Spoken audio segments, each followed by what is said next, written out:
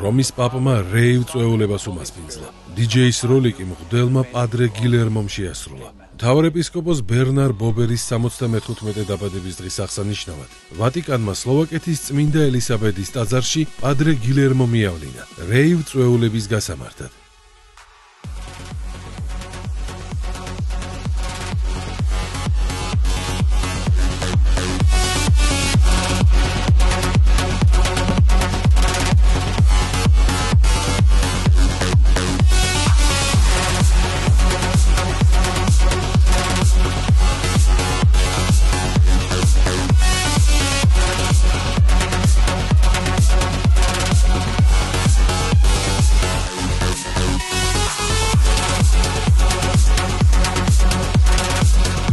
With communion.